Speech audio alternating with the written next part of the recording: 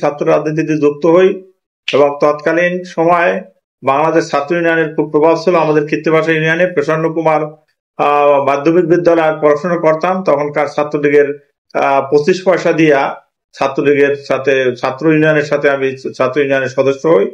পরবর্তীতে 1977 সালে আমি এসএসসি পাশ করার পর 1978 সালে শেরে বাংলা ফজলুল কলেজ বিনয়গিরিতে ভর্তি হই এবং সেখানে আমি ছাত্র রাজনীতি শুরু করি। সেখানে বাংলাদেশ ছাত্রলীগ শেরে বাংলা ফজলুল কলেজের আমি সভাপতি সে হিসেবে দায়িত্ব পালন করি। পরবর্তীতে 1981 সালে আমি 80 সালে চাকার কলেজে ভর্তি হই এবং চাকার কলেজ ছাত্রলীগের প্রেসিডেন্ট ছিলাম এবং জালকাঠি জেলা আওয়ামী লীগের আমি সাংগঠনিক সম্পাদক, যুগ্ম সাধারণ সম্পাদকের দায়িত্ব পালন করেছি। আমরা ঝালকাঠি শহর জুড়ে দেখছি আপনার বিভিন্ন নির্বাচনী প্রচারণার পোস্টার, লিফলেট, ব্যানার সবকিছু। তাহলে আপনি কেন নির্বাচনে আসলেন?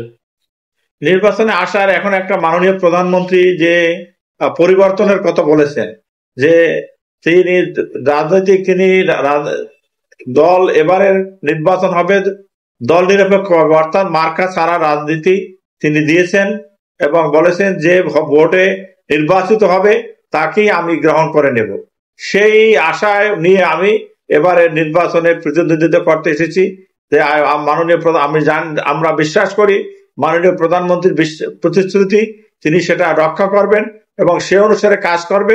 তাই ঝালকাঠিতে আবার উপজেলা পরিষদের চেয়ারম্যান হিসাবে আমি প্রতিদ্বন্দ্বিতা করার ইচ্ছা ব্যক্ত করেছি।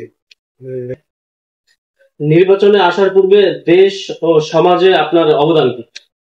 দেশ এবং সমাজের জন্য ছোটবেলা থেকে আমরা কাজ করে আসছি। যখন আমি খেলাঘর আসর এক সময় করতাম, খেলাঘর আসরে করার সময় খেলাঘর আসরের মাধ্যমে আমরা বিভিন্ন সামাজিক কর্মকাণ্ড, বৃক্ষরোপণ সহ রাস্তাঘাট পরিষ্কার করা এবং বিভিন্ন অসহায় মানুষের সেবা করা থেকে শুরু করা আমার ছাত্র রাজনীতির কর্মকাণ্ড শুরু হয়। পরবর্তীতে যখন আমি একটু ব্যবসা বাণিজ্য করে কিছু টাকা পয়সা জমিয়েছি, তখনই আমি শিক্ষার মান উন্নয়নের জন্য আমি মীরাকাঠিতে সুলতান হোসেন খান মাধ্যমিক বিদ্যালয় প্রতিষ্ঠিত করেছি। তখন আমার বেশি টাকা পয়সা ছিল না।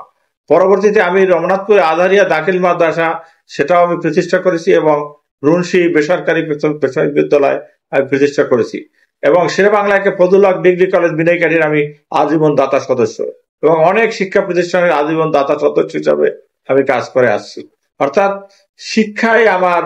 শিক্ষা যাতে এগিয়ে নেওয়া যায়, শিক্ষাকে ব্রত করে আমি আমার রাজনীতির দর্শন আমি শুরু করেছি।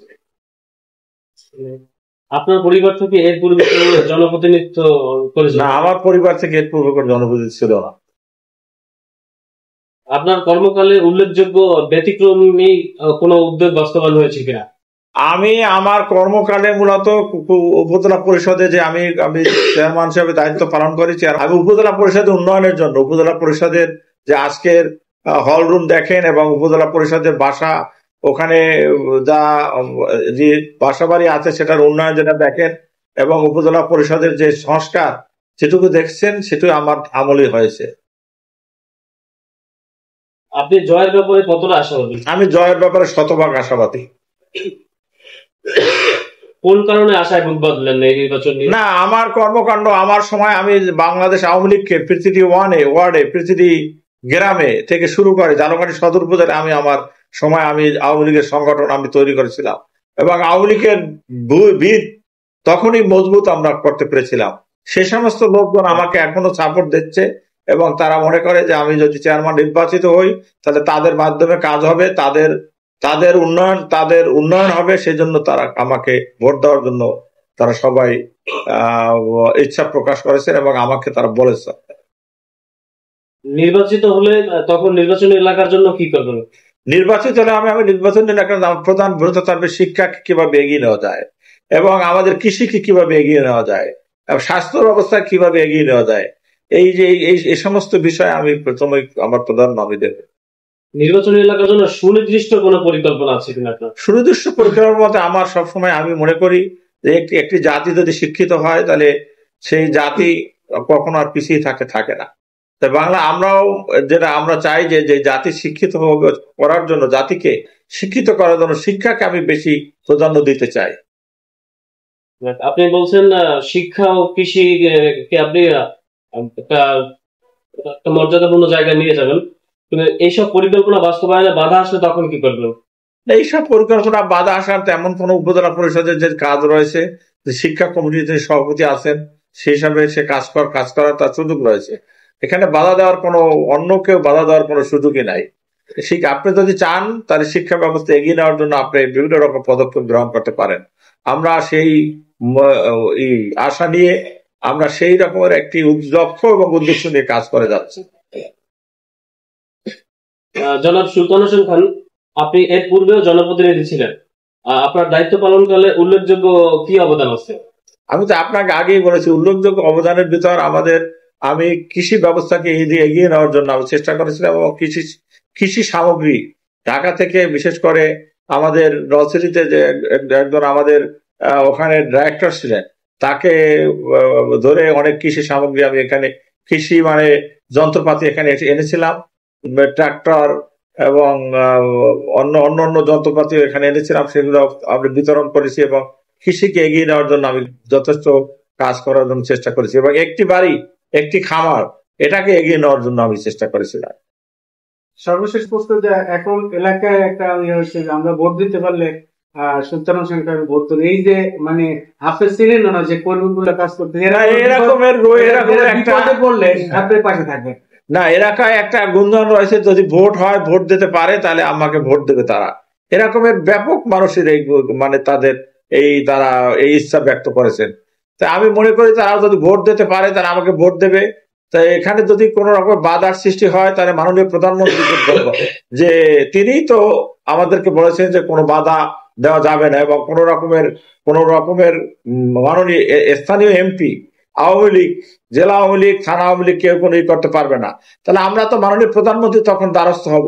মাননীয় প্রধানমন্ত্রী তিনি সিদ্ধান্ত দেবেন যে কি করা যায়। কেন মাননীয় প্রধানমন্ত্রীকে আমরা জানাবো জিনিসটাকে। জালকাঠিতে একটা গুঞ্জন হচ্ছে যে যারা মানে পছন্দীয় প্রার্থী দলীয় লোক না করবে তাদের বহিষ্কার করা হবে, এরকম বহিষ্কারের কাজ চলছে, কিন্তু এটা সম্পূর্ণ অবৈধ। এই বহিষ্কারের কাজ চলছে সম্পূর্ণ অবৈধ। মাননীয় প্রধানমন্ত্রী বলেছেন যে এবারের নির্বাচনটি হবে সম্পূর্ণভাবে নিরপেক্ষ, সেখানে কোনো দল কোনো অংশগ্রহণ করবে না। মাননীয় প্রধানমন্ত্রী বলেছেন দলের মার্কা তিনি দেবেন না। তাহলে এই যে বহিষ্কার, এগুলো অবৈধ বহিষ্কার, এই বহিষ্কার করতে পারেন না। আমি মনে করি যারা বহিষ্কার করেন তাদের উল্টো হইলে আবার বহিষ্কার করা উচিত, এদের ঐক্যবদ্ধ হইয়া। জেলায় কি এটা বহিষ্কার করতে পারে কোন না, মাননীয় প্রধানমন্ত্রী যে তিনি যে প্রতিশ্রুতি ব্যক্ত করেছেন, তিনি যে কথা বলেছেন, জেলা বহিষ্কার করার মতো তাদের কোনো অধিকার নেই। অসংখ্য ধন্যবাদ।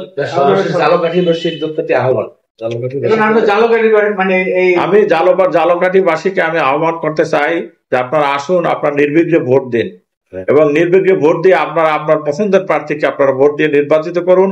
এবং এই জালকাঠির যে অনিয়ম রয়েছে এবং দুর্নীতি, এবং এখানে যে রকমের অন্যান্য যে অনিয়ম গুলো রয়েছে, সেই অনিয়ম গুলো দূর করার জন্য আপনারা একত্রিত ভাবে আমরা ঐক্যবদ্ধভাবে কাজ করি, এটাই আমার জালকাঠিবাসীর জন্য আহ্বান। আমরা জানি আপনি একজন ব্যবসায়ী মানুষ, আপনি খুলনা কেন্দ্রিক আপনার ব্যবসা বাণিজ্য, নির্বাচিত হলে আপনার নির্বাচনী এলাকার মানুষদের কিভাবে সময় দিবেন? না, নির্বাচনের ব্যবসা বাণিজ্যের জন্য আমার তো অফিস রয়েছে, যারা তার ম্যানেজার আছে, জেনারেল ম্যানেজার আছে, তারাই তো কাজ করেন। আমি তো এখন আর তেমন কাজ করি না, তেমন অফিসিয়ালি তেমন ওনারাই করেন। তা সেক্ষেত্রে আমার সময় দিতে তেমন অসুবিধা হবে না। আমি গতবারও যখন আমি নির্বাচিত হয়েছিলাম তখনও তো আমি সময় দিয়েছি, এবারও আমি আরো বেশি সময় দেবো বলেই আসছি। মানুষকে ফাঁকি আমি দিতে চাই না, আমি কাজ করবো ইনশাআল্লাহ। ভোটার উপস্থিতি কেমন হবে বলে মনে হয়? বিগত দিন ভোটারের এবারে যে প্রচন্ড গরম রয়েছে, তাপদাহ যদি বেশি থাকে তাহলে ভোটার উপস্থিতি কম হতে পারে। তবে ভোটার উপস্থিতি কম হলে সেটার যে রেজাল্ট কি হয় সেটা বলা যায় না।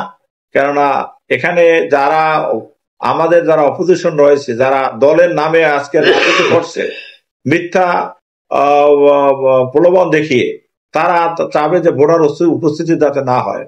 তারা চাবে যে ভোটার উপস্থিতি না করে তাদের দলীয় লোকজন দিয়ে, এবং তারা মানুষকে ভয়ভীতি দেখিয়ে তারা ভোট কেন্দ্রে না যাতে না আসে সেটা করে তারা এই ভোটার উপস্থিতি কম করার জন্য চেষ্টা করবে।